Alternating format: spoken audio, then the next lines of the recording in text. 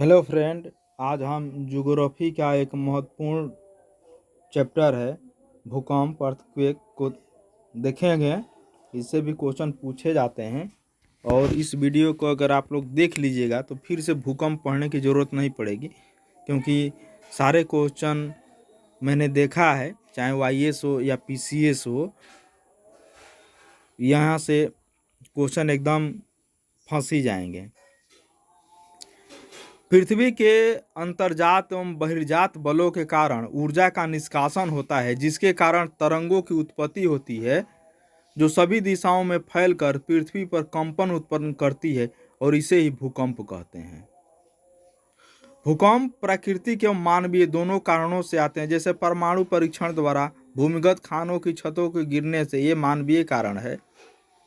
वो स्थान जहाँ से ऊर्जा तरंग की उत्पत्ति होती है उसे भूकंप का उद्गम केंद्र यानी मूल केंद्र यानी फोकस कहते हैं। ये क्वेश्चन पूछा जाता है। वह बिंदु जहाँ भूकंपीय तरंगे सबसे पहले पहुँचती है उसे भूकंप का अधिकेंद्र यानी एपी सेंटर कहते हैं। यह उद्गम केंद्र के ठीक ऊपर या 90 डिग्री के कोण पर स्थित होता है। ये भी क्वेश्चन पूछा जाता है कि भूकंपीय तरंगे सबसे पहले कहाँ पहुँचती है। पृथ्वी की सतह पर भूकंप के समान तीव्रता वाले बिंदुओं को मिलाने वाली रेखा को समभूकंपी रेखा आइसोसिस्मल लाइन कहते हैं।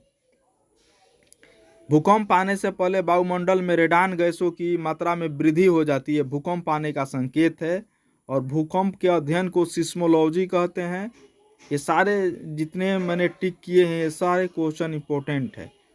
भूकंपीय तरंगे को दो वर्गों में विभाजित किया जाता है, एक भूगर्भीय तरंगे और एक धारातलीय तरंगे। तो भूगर्भीय तरंगे में पी तरंगे और एस तरंगे आती है, और धारातलीय तरंगे में एल तरंगे। तो पी तरंगे भूकंप के समय सबसे पहले पी तरंगों की उत्पत्ति होती है और पृथ्वी की सतह पर सबसे पहले पी तरंगे पहुंचती है। इसे प्राथमिक तरंग भी कहते हैं, यानी प्राइमरी वेव भी कहते हैं इसको।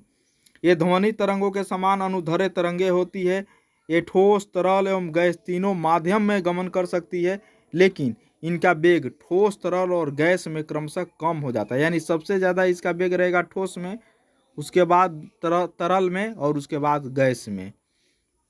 इनकी गति सबसे तेज होती है तथा तीव्रता सबसे कम होती है, इसीलिए ये उतनी हानि नहीं पहुंचाती है। एस तरंगे पी तरंगों के पश्चात पृथ्वी की सतह पर पहुंचती है। इन्हें द्वितीय तरंगे, सेकेंडरी वेव या गौण तरंगे भी कहते हैं। ये प्रकाश तरंगों के समान अनुप्रस्थ तरंगे होती है और इनकी गति पी से कम तथा एल से अधिक होती है, और इसकी तीव्रता पी से अधिक और एल से कम होती है। यह केवल ठोस माध्यम में ही गमन करती है। एल तरंगे, इन्हें लव तरंगे भी कहते हैं। यह नाम वैज्ञानिक एडवर्ड हफ लव के नाम पर किया गया है और इसकी गति सबसे कम होती है, तब पृथ्वी की सतह पर पी तथा एस के पश्चात प्रकट होती है और इसकी तीव्रता पी एवं एस से अधिक होती है। यह सर्वाधिक विनाशकारी होती है। क्वेश्चन पूछेगा कि पी एस एल तरंग में सबसे ज़्यादा विनाशकारी कौन है, तो एल है। भूकंपीय तरंगों का संचरण, ट्रांसमिशन ऑफ सिस्मिक वेव। भूकंपीय तरंगों के संचरण में सबसे पहले पी, फिर एस और अंत में एल तरंगों का गमन होता है। भूकंपीय तरंगों की गति का पदार्थ के घनत्व से सीधा संबंध होता है। पृथ्वी की आंतरिक परतों का घनत्व सतह की अपेक्षा अधिक होने के कारण भूकंपीय तरंगों की गति में वृद्धि होती है। पृथ्वी की आंतरिक परतों में गुटेनबर्ग असंतात्य जो 29 किलोमीटर की गहराई तक है, पी एम एस तरंगों की गति में वृद्धि होती है।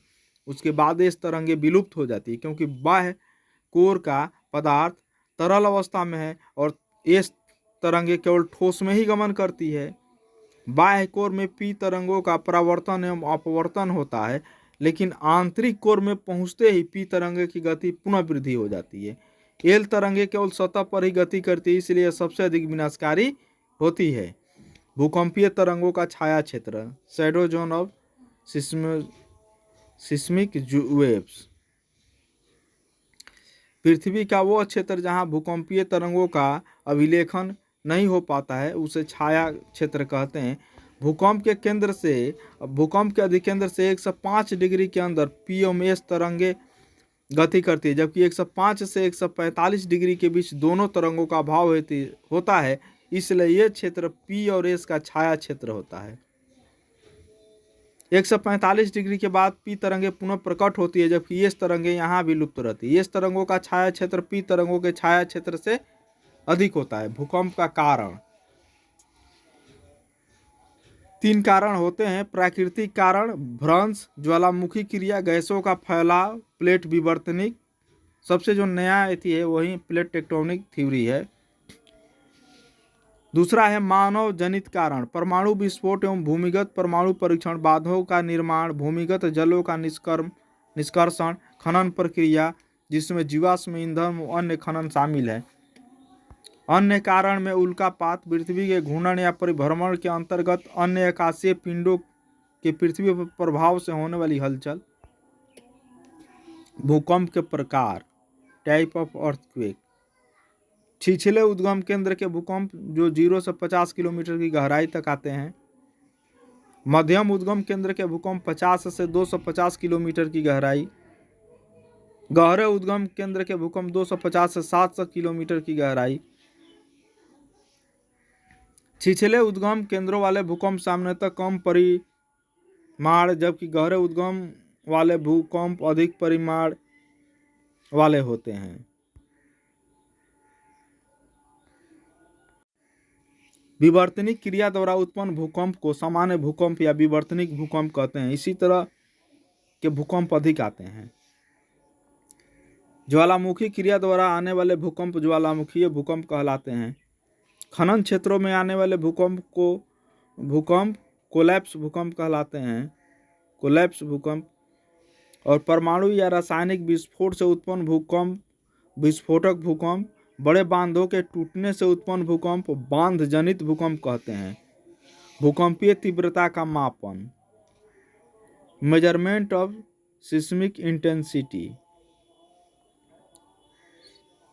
भूकंपीय तरंगों का मापन सिस्मोग्राफ से किया जाता है, जिसमें भूकंप की तीव्रता को मापने के लिए रिक्टर स्केल का प्रयोग किया जाता है। रिक्टर स्केल, इसे रिक्टर मैग्नीट्यूड टेस्ट स्केल भी कहते हैं। इसमें 0 से 10 तक की संख्या होती है। यह ओपन एंडेड होता है और इसका मान बाद में बढ़ाया जा सकता है। यह 32 गुना तक है। यह मात्रात्मक स्केल है, यानी ऑब्जेक्टिविटी होती है इसमें। इसका खोज चार्ल्स रिक्टर ने खोजा था, इसलिए उसके नाम पर इसका नाम रखा गया है। यह गणितीय मापक है जो लॉग के आधार पर चलता है। मर्केली स्केल है, 1 से 12 तक की संख्या होती है। यह क्लोज एंडेड स्केल है। यह सामान्य रेखीय स्केल है। यह गुणात्मक स्केल है। यह सब्जेक्टिविटी होती है इसमें। और भूकंप की तीव्रता को प्रभावित करने वाले कारक, चट्टानी संरचना, पदार्थ का घनत्व बढ़ने के साथ साथ भूकंपीय तरंगों की गति भी बढ़ती है। दलदली क्षेत्र में कम तीव्रता होती है। तरंगों की गति, तरंगों की तीव्रता बढ़ने या कम होने के साथ ही भूकंपों को भी कम अधिक होती है। भूकंप की मूल गहराई, भूकंप की गहराई जितनी कम होगी भूकंप की तीव्रता उतनी ही अधिक होगी। पर्यावरण, जहाँ पेड़ पौधे एवं जंगल अधिक मात्रा में है वहाँ भूकंप की तीव्रता कम रहती है। भूकंप प्रभावित क्षेत्र या पेटी, प्रशांत महासागरीय पेटी। विश्व के 63% भूकंप इसी क्षेत्र में आते हैं। यह 2 शाखाओं में विभाजित है। एशिया के कमचटका प्रायद्वीप से लेकर क्यूराइल एवं जापान और फिलीपींस एवं पूर्वी द्वीपों तक फैली हुई है। दूसरा चिली, पेरू, मध्य अमेरिका से होती हुई अलास्का तक जाती है। और इस क्षेत्र में भूकंप का सीधा संबंध प्लेटों के अभिसरण, भ्रंशन और ज्वालामुखी सक्रियता से है। यहाँ तीनों छिछले, मध्यम और गहरे प्रकार के भूकंप पाए जाते हैं। मध्यम महाद्वीपीय पेटी, विश्व का 21% भूकंप इस क्षेत्र में आते हैं। यह पेटी पुर्तगाल, स्पेन, इटली, यूनान, तुर्की, ईरान तथा उत्तरी भारत, चीन एवं म्यांमार तक फैली है। भारत का हिमालय, म्यांमार की पहाड़ियाँ, यूरोप का आल्प्स, इसे अल्पाइन पेटी भी कहते हैं। मध्य अटलांटिक पेटी, कम तीव्रता के भूकंप आते हैं। यह उत्तर में आइसलैंड से लेकर दक्षिण में बोवेट द्वीप तक फैली है। इस पेटी में ज़्यादातर भूकंप विषुवत रेखा के पास के क्षेत्र में आते हैं। पूर्वी अफ्रीकन पेटी, हिंद महासागरीय पेटी। भूकंप के प्रभाव, विनाशकारी प्रभाव, नगरों का नष्ट हो जाना, जान माल की क्षति, आधारभूत संरचनाओं जैसे पुल, रेल की पटरी, भवन की क्षति, भूस्खलन, बाढ़, आग लगना जैसी घटना का जन्म, सुनामी जैसी आपदा, लाभकारी प्रभाव, झीलों का निर्माण, खाड़ियों के जो बाद में प्राकृतिक बंदरगाह बन जाती है, खनिज पदार्थ पृथ्वी के आंतरिक भाग से धरातल पर आ जाना, नए धरातलीय प्रकाष्ठ का निर्माण, भूकंपीय लहरों तथा पृथ्वी की आंतरिक बनावट के विषय में जानकारी प्राप्त करना। सुनामी, सुनामी जापानी शब्द है जिसका अर्थ है बंदरगाही लहरें होता है। यह उच्च ऊर्जा वाली दीर्घ महासागरीय तरंग होती है और महासागरीय तल में भ्रंशन एवं प्लेटों के टकराने से यह उत्पन्न होती है, जो रिएक्टर स्केल पर 7 से अधिक होती है। लहरें जैसे जैसे किनारे पर पहुंचती हैं, लंबाई में कमी तथा ऊंचाई में वृद्धि होती जाती है। इसी क्रिया को सोलिंग इफेक्ट कहते हैं। यह छिछले जल की तरंगे होती है। यह ज्वारीय तरंगों से भिन्न होती है और अत्यधिक गहरे समुद्र में सुनामी की गति सर्वाधिक तथा महासागरीय तटों पर न्यूनतम होती है। सुनामी की सर्वाधिक उत्पत्ति प्रशांत महासागर में होती है और हिंद महासागर में 26 दिसंबर 2004 को सुनामी आया भारत में, और मार्च 2011 में प्रशांत महासागर के पश्चिमी क्षेत्र में शक्तिशाली सुनामी की उत्पत्ति हुई, जिससे जापान में भारी तबाही मचाई। सुनामी मीटर, इससे समुद्र तल में आए भूकंप की तीव्रता की जानकारी मिलती है।